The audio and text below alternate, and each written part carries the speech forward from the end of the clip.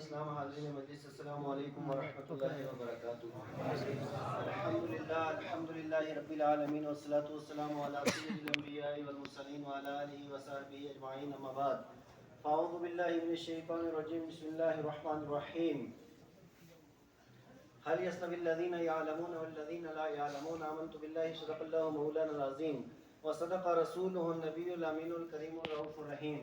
برادران محترم، آغاز گفتگو سے قبل کمال عقیدت اور جذبہ احترام کے ساتھ آئیے ہم اور آپ مل کر حضور نبی اکرم نور مجسم سید عالم فخر آدم و بنی آدم جناب محمد عربی ارواح الفدا صلی اللہ تعالی علیہ وآلہ وسلم کی بارگاہ اقدس میں ہدیہ درود اسلام پیش کرنے کی سعادتیں حاصل کریں، اور پڑھیے بآواز بلند اللہم صلی صلی اللہ علی النبی الأمی وآلہ وسلم والسلام علیک یا رسول اللہ یا رسول اللہ، یا رسول اللہ، یا نبی اللہ، یا حبیب اللہ۔ ہمارے اسٹیج کی زیب و زینت قائد اہل سنت معمار قوم و ملت حضرت علامہ مولانا مفتی شاہ سید بشارت حسین صاحب رضوی برکاتی دامت برکاتہ العالیہ، صدر جماعت اہل سنت صوبہ جموں، اور ان کی معیت میں اور ان کی صدارت میں، ان کی سیادت میں، ان کی قیادت میں، ان کی امارت کے اندر ضلع پنچ کے مقتدر اور باصلاحیت علماء کرام کا جمع غفیر یہاں پہ موجود ہے، اور قبلہ قائد اہل سنت مجھے یہاں پہ آ کر کے فرما رہے تھے کہ اس جلسے کی ایک خصوصیت اور عظمت یہ بھی ہے کہ یہاں علماء کرام کثرت کے ساتھ موجود ہیں۔ جمع غفیر علماء کرام کا ہے، طلبہ اعظام کا ہے، عوام اہل سنت کا ہے، اور آج وزیر مسجد بھی آپ نے مقدر کے اوپر ناز کرتی ہوگی، اور یقیناً اگر اسے زبان حال دے دیا جائے تو آپ نے زبان سے یہ بھی کہتی ہوگی کہ اس سے پہلے بڑا زمانہ ہوا لیکن ایسا منظر بھی پہلی بار دیکھا ہے، جہاں علماء بھی ہوں، جہاں پہ طلبہ بھی ہوں، جہاں حفاظ کی دستربندی بھی ہو، اور جہاں قرائے اعظام کو تاج قرات بھی پہنایا جا رہا ہو۔ حضرات گرامی وقار، اب ایسے سنجیدہ ماحول اور سنجیدہ مجمع کے اندر چند باتیں مجھے آپ حضرات کے گوش گزار کرنی ہیں۔ دعا کیجیے اللہ تبارک و تعالی حق کہنے، حق سننے اور حق کے اوپر عمل پیرا ہونے کی توفیق عطا فرمائے۔ برادران محترم، آج ہم جامعہ انوار العلوم کے سالانہ جلسہ دستار بندی کے اندر حاضر ہیں۔ اب کوئی کہہ سکتا ہے یہ سالانہ جلسہ دستار بندی کیا ہوتا ہے، اور یہ جامعہ انوار العلوم کا مقصد کیا ہے، جامعہ انوار العلوم کا مشن کیا ہے، جامعہ انوار العلوم کیا کر رہا ہے، اور جامعہ انوار العلوم قوم کو کیا دے رہا ہے۔ تو میں آپ سے یہ عرض کروں گا، جامعہ انوار العلوم آپ سے کچھ لیتا بھی ہے اور آپ سے کچھ دیتا بھی ہے۔ اب آپ سے لیتا کیا ہے اور آپ کو دیتا کیا ہے؟ تو جامعہ انوار العلوم نے آپ سے آپ کی رقم لی ہے، کہیں زکوٰۃ کی شکل میں، کہیں صدقات کی شکل میں، کہیں خیرات کی شکل میں، اور کہیں عطیات کی شکل میں آپ نے جامعہ انوار العلوم کو کچھ دیا ہے۔ ہاں، ایک چیز تو یہ آپ نے جامعہ انوار العلوم کو دی ہے، اور ایک اور چیز بھی آپ نے جامعہ انوار العلوم کو دی ہے۔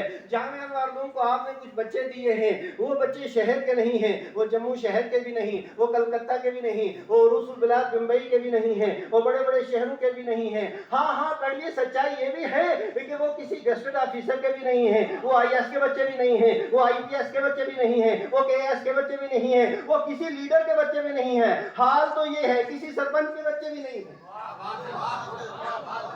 آپ نے جامعہ انوار العلوم کو جو دیا ہے وہ کسی افسر کے بچے نہیں، کسی لیڈر کے بچے نہیں، کسی بہت بڑے گھرانے کے بچے نہیں ہیں۔ وہ کس گھرانے کے بچے ہیں؟ وہ یا تو دبے ہوں گے، یا تو کچلے ہوں گے، یا تو غریب کا خاندان کے ہوں گے، یا تو یتیم ہوں گے، یا تو مسکین ہوں گے، لیکن ہوں گے خاندانی۔ لیکن وہ جب جامعہ انوار العلوم کے اندر آ گئے، وہ حافظ سکندر صاحب کی بارگاہ میں آ گئے، وہ حافظ شبیر کے پاس آ گئے، وہ حافظ عبد المجید صاحب کی سرپرستی میں آ گئے، وہ قائد اہل سنت کی بارگاہ میں آ گئے، تو پھر ہزار آئی پی ایس آئی ایس ایک طرف، قوم کا امام ایک طرف ہوتا ہے۔ اب تھوڑا سا میں مجمع کے اندر بہار چاہتا ہوں۔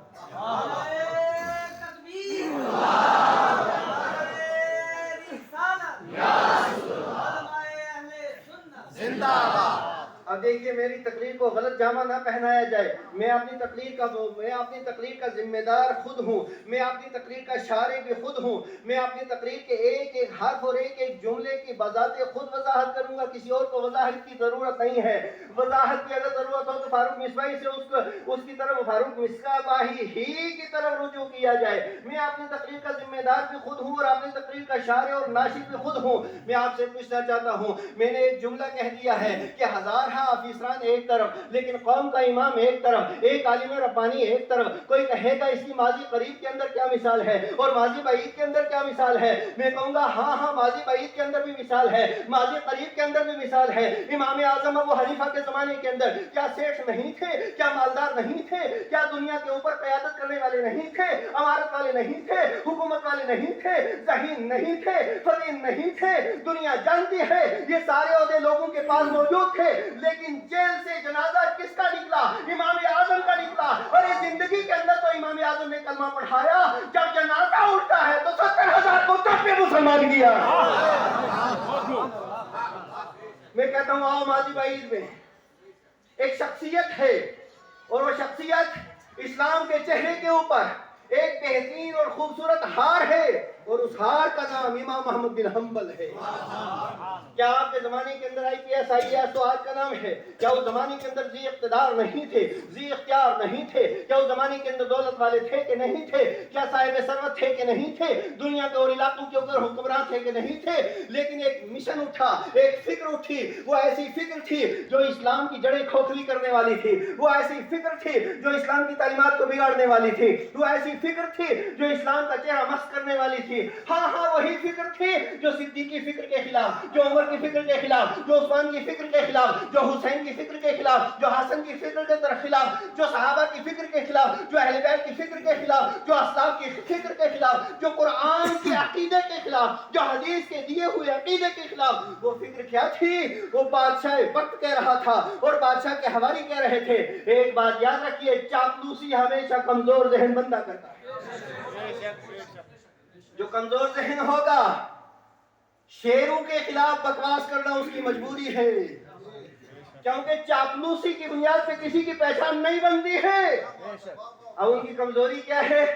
کبھی اس کے خلاف بولیں گے، کبھی اس کے خلاف بولیں گے، کبھی اس کے خلاف بولیں گے تاکہ ہمیں بھی کوئی پہچان دے لے. لیکن سنو، آئین جوان مردہ حق گوئی و بے باقی اللہ کے شیروں کو آتی نہیں روبا. میں عرض کر رہا ہوں، آئیے بڑے بڑے تھے اس زمانے کے اندر، اور ایک فتنہ چلا، اس فتنے کا نام خلق قرآن تھا. فتنہ ہے خلق قرآن. اور وہ کیا تھا؟ وہ کہتے تھے ایک طبقہ، اور یہ بات بھی یاد رکھیے، وہ قرآن پڑھنے والے تھے، وہ حدیث پڑھنے والے تھے، وہ فقہ اسلامی کے ماہر بھی تھے، لیکن اس کے باوجود ان کا نظریہ یہ تھا کہ قرآن یہ مخلوق ہے، رب کا کلام ہونے کے اندر ان لوگوں کو تردد تھا، اور یہ قدیم نہیں بلکہ یہ مخلوق ہے. ایک علمی فکرہ چلا ہے. میں کہتا ہوں بادشاہ وقت بھی، اس کی مشینری بھی، اس کے وزیر بھی، اس کے مشیر بھی، دولت مند بھی، یہ سارے کے سارے اس فتنے کے اندر مبتلا ہو گئے. لیکن ایک شخصیت میدان میں آئی، اس شخصیت کا نام امام محمد بن حنبل ہے. امام محمد بن حنبل نے ارشاد فرمایا تھا، میری عزت بھی حضور کے دین کے لیے، میری عظمت بھی حضور کے دین کے لیے، میرا علم بھی حضور کے دین کے لیے، میری دولت بھی حضور کے دین کے لیے، میری ثروت بھی حضور کے دین کے لیے. تاریخ بتاتی ہے کہ جتنے بھی بادشاہ وقت یا اس کے چہرے تھے وہ ہار گئے. احمد بن حنبل کل دن کا صبح قیامت تک بچتا رہے. سبحان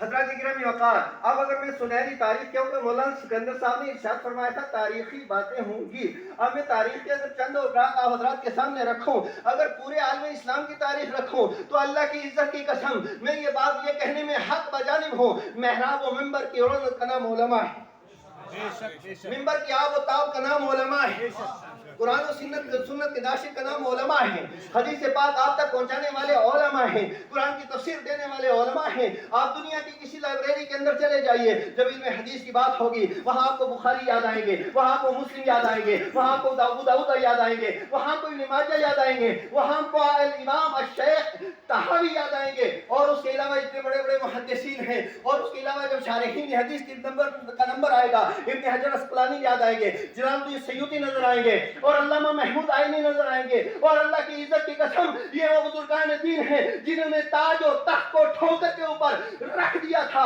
اور مصطفیٰ کریم علیہ السلام کے فرامین مقدسہ کو اکٹھا بھی کیا ہے، اور ان کی شرح بھی لکھی ہے. تو صبح قیامت تخت و تاج والے لٹ گئے، بخاری آج بھی چمک رہے، مسلم آج بھی چمک رہے. اور دنیا کی کسی لائبریری کے اندر چلے جائیے، علم حدیث کو دیکھیے تو وہاں پہ قربانیاں علماء کی ہیں. علم تفسیر کو دیکھیے قربانیاں علماء کی ہیں. علم فقہ کو دیکھیے قربانیاں علماء کی ہیں. اصول فقہ کو دیکھیے قربانیاں علماء کی ہیں. سائنس کو دیکھیے قربانیاں علماء کی ہیں. اب آپ کہیں گے یہ سائنس اور علماء. میں کہتا ہوں خوارزمی کون تھے؟ میں کہتا ہوں ابن سینا کون تھے؟ ابن سینا کون تھے؟ میں کہتا ہوں فارابی کون تھے؟ میں کہتا ہوں یہ بنیادی طور پہ جتنے بھی لوگ تھے ان لوگوں نے قدوکاوی شرمین مشقت کی اور اصول دے دیا، ضابطہ دے دیا. جب تھیوری آ جاتی ہے پریکٹیکل زمانہ کرتا رہتا ہے. حضرات گرامی وقار، میں عرض کر رہا تھا کہ علماء کرام کی قربانیاں دیکھیے. یہ تو علمی میدان کے اندر علماء کرام کی قربانیاں ہیں. اور یاد رکھیے دو طرح کے علماء رہے ہیں. ایک اصحاب دعوت رہے ہیں، اصحاب دعوت و عزیمت رہے ہیں.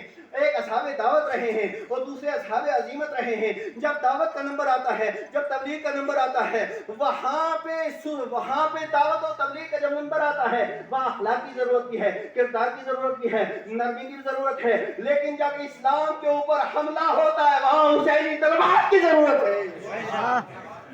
اور ایک بات میں جملہ معترضہ کے طور پہ ایک جملہ کہوں گا. بناسپتی شیخ الاسلام بننا اور ہے اور حقیقی شیخ الاسلام بننا اور ہے.